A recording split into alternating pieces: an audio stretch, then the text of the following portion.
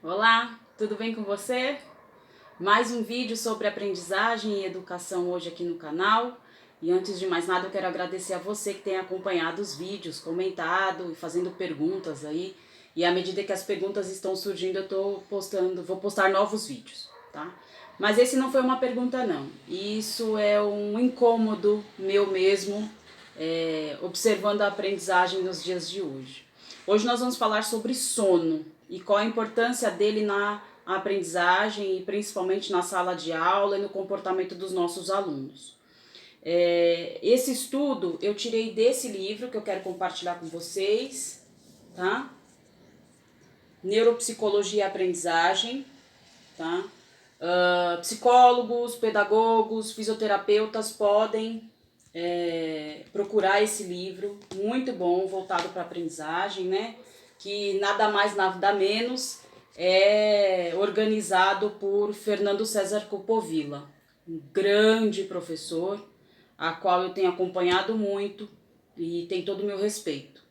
E o artigo que a gente vai conversar um pouquinho hoje é da professora Luísa Helena Ribeiro do Vale, tá? Também do Eduardo Ribeiro do Vale, Sueli Rossini e do Rubens Reimão, tá? Que é sono e aprendizagem. É esse artigo aqui, ó, tá? Ok? E baseado em algumas pesquisas que eu fiz da neurociência em relação ao sono. Primeira coisa que me incomodou para pesquisar esse assunto é a qualidade do sono das crianças, principalmente as crianças que estão no ensino fundamental, né, que é por volta aí dos 11 aos 13, 14 anos. Né? Como essas crianças chegam na sala de aula, né? Geralmente com muito sono, e isso acaba realmente afetando a aprendizagem deles.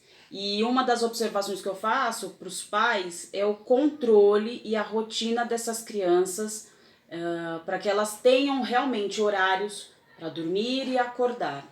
Né? O que eu vejo hoje em dia é que muitas delas têm os seus aparelhos celulares e ficam acordadas de madrugada, e aí na hora de ir para a escola, que é um momento mais sério, vamos dizer, da sua rotina, elas estão com muito sono e não conseguem acompanhar algumas aulas. Então, uma das primeiras coisas que eu quero falar aos pais é o controle desse sono, né? A rotina para a criança, ela é super importante. Eu tenho batido na tecla, em outros vídeos eu falei de rotina, e precisa ter. Então precisa ter horário para dormir, e se for necessário tirar sim o aparelho celular, para que esse sono seja realmente um sono reparador, né? Um sono de relaxamento, né? Porque a gente sabe que o sono ele afeta o comportamento humano, e esse sono mal dormido, ele vai afetar o comportamento e a aprendizagem dessa criança na rotina escolar. E não só na rotina escolar, em todas as rotinas envolvidas no dia a dia dessa criança. Então ela precisa sim ter um padrão de rotina, e quem vai delimitar isso são os pais. Se os pais vão dormir tarde e deixam as crianças dormir tarde, elas vão deitar e rolar, né? E aí no outro dia a gente vê em sala de aula o pouco desenvolvimento da criança e do adolescente mediante essa situação. Foi dormir tarde, às vezes só deitou, não dormiu, ficou no celular ou no notebook ou no computador. O pai acaba não observando isso, e aí quando chega na sala de aula a gente vê o resultado dessa aprendizagem mal estruturada, mas mais também por conta dessa atividade que foi feita pela madrugada, né? Então a importância dos pais estarem observando isso. Por quê? Porque o sono é reparador, né? Ele interfere na memória, né? Na atenção da criança, na comunicação dela com as outras crianças também. Eu tenho uma colinha aqui, tá? Porque eu fui fazendo algumas observações. O humor.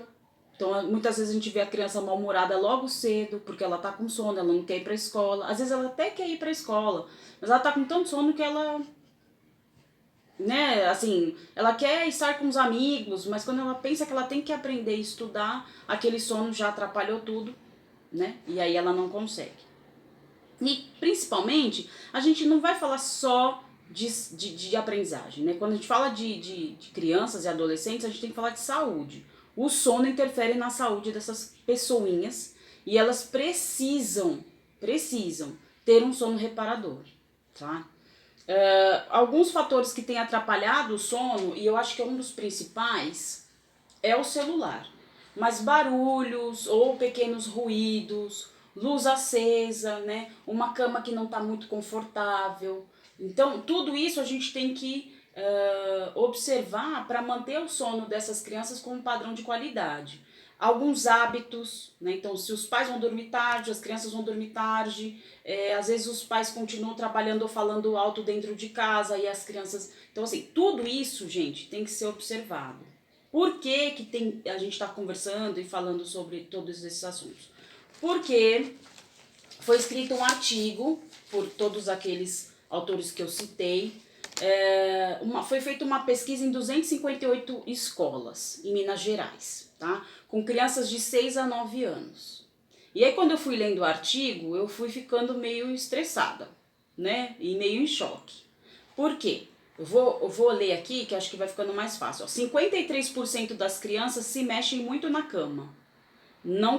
Isso demonstra que o sono não está sendo um sono de relaxamento, um sono reparador para essa criança.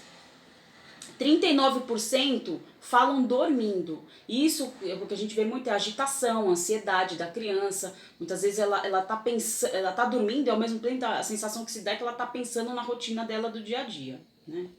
36% rangem os dentes. Eu queria até fazer um vídeo sobre essa questão que é bem legal. 22%, olha só, 22% sentam ou andam dormindo. E isso não é normal, né? 47% tem sonhos muito ruins ou tem muito medo quando despertam do sono, tá? E 24% roncam. É muita coisa, é muita criança, né? E aí, mais observações foram feitas, né? 48% acordam pelo menos uma vez à noite. Né? Geralmente o sono da criança é um sono que ela deita e dorme, né? 57% não conseguem acordar espontaneamente. Precisa ter uma pessoa que chame, ou um despertador, ou qualquer coisa do gênero. Não consegue, porque ela não está descansada. 37%, se deixar, elas vão dormir até mais tarde. Elas não vão levantar naquela hora e fazer o que tem que fazer. Elas vão querer dormir até mais tarde. E aí a gente vai observando o quanto o sono é importante para essas crianças, para a saúde, para o convívio social, para um comportamento e por todo o sistema de aprendizagem e ensino que ela está envolvida. Então eu bato na tecla mais uma vez de falar para os pais ou para os responsáveis que a criança ela precisa de uma rotina. Ela não pode viver a rotina dos pais ou ela viver como se ela pudesse fazer os seus próprios horários. Não pode. Infelizmente não, porque a gente vê esse pouco desenvolvimento em sala de aula e aí a gente vai descobrindo depois algumas patologias que essa criança tem por conta do sono, tá? Mas também foi feito um congresso, né? E dentro do congresso foi feita uma pesquisa com 52 educadores. E aí os educadores também estão sofrendo do sono, né? Então isso é uma observação agora para os nossos professores, né? Durmam melhor, durmam mais cedo, o que não der para fazer hoje vai fazer amanhã, não fiquem ansiosos de ter que resolver tudo, porque o sono é reparador para os educadores, para eles também se desenvolverem melhor em sala de aula. Então, 76% nesse congresso sabiam da importância do sono na aprendizagem. Então, 76% dos professores, educadores, gestores sabiam que essas crianças e eles mesmos deveriam ter um sono melhor. 18% dos que estavam lá sofriam de algum distúrbio do sono. Então é bastante gente, né? 6% já tentaram algo para melhorar o sono,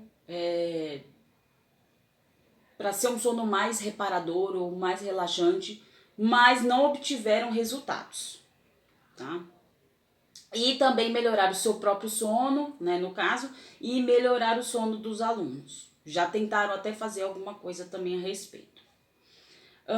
E o que isso gera? Gera uma situação muito complicada, porque a gente também pode observar que o desenvolvimento das crianças também estão relacionados a coisas básicas do dia a dia, que o sono é uma coisa que da rotina e que vai acontecer todo dia. Então, são coisas que nós podemos em sala de aula observar como professor. Então, se tem uma criança que toda a sua primeira aula ela chega e ela tá com sono e ela dorme, é importante conversar com os pais. Olha, como é a rotina dessa criança, que horas que ela vai dormir, ela fica no celular, ela fica na televisão, no tablet, etc. Ela come alimentos pesados antes de dormir, ela dorme bem, ela acorda muito. Isso tudo nós como professores nós podemos perguntar, né? É aquela coisa da parceria que existe, que sempre teve que existir por algum tempo. Parece que o sistema está querendo tirar a responsabilidade dos pais, né? De saber exatamente como é o convívio dessas crianças para que a gente possa ajudá-las. E não só na questão da aprendizagem, eu sempre falo isso, mas na questão da saúde também, né? Então, por quê? Porque vai ter consolidação da memória, elas vão relaxar, existe uma questão da limpeza metabólica, né? Uma limpeza celular, enquanto as crianças, nós dormimos, na verdade, né? E uma liberação hormonal, que é realizada só no período da noite. E essa liberação hormonal faz grandes resultados no crescimento, no desenvolvimento cognitivo, no desenvolvimento motor, etc, etc. Então, o sono realmente é algo que deve ser observado. E nós temos essa responsabilidade. Professores, coordenadores, pais, professores auxiliares, todos nós temos essa responsabilidade, essa obrigação de olhar esses alunos e tentar, de uma forma em parceria com os pais, ajudar essa criança, para que ela tenha um bom desenvolvimento cognitivo, motor, intelectual e até de comportamento, de amizade, né, com os amiguinhos na sala de aula, com os pais em casa. Então é importante observar o sono deles. E para os profissionais de educação, nós também devemos, né? Então, tentar dormir um pouco mais tarde, eu sei que não é fácil, eu também sou uma profissional que acabo dormindo um pouco mais tarde, a gente acaba acordando muito cedo e aí já vai de mau humor muitas vezes para a sala de aula também, porque a gente vê que é uma das primeiras coisas que acontece é o mau humor, né? Chega lá, né? Para dar uma aula legal, para ver o desenvolvimento das crianças acontecerem. Então, fica aí a dica do sono e da aprendizagem e que nós possamos ajudar nós mesmos e os nossos alunos. Se você gostou desse vídeo, compartilha, comenta, toca o sininho, se inscreve, faz tudo. E a gente se vê no próximo vídeo com mais dicas sobre aprendizagem, saúde, sala de aula e educação. Um super abraço, um super beijo. Fica com Deus. Tchau, tchau.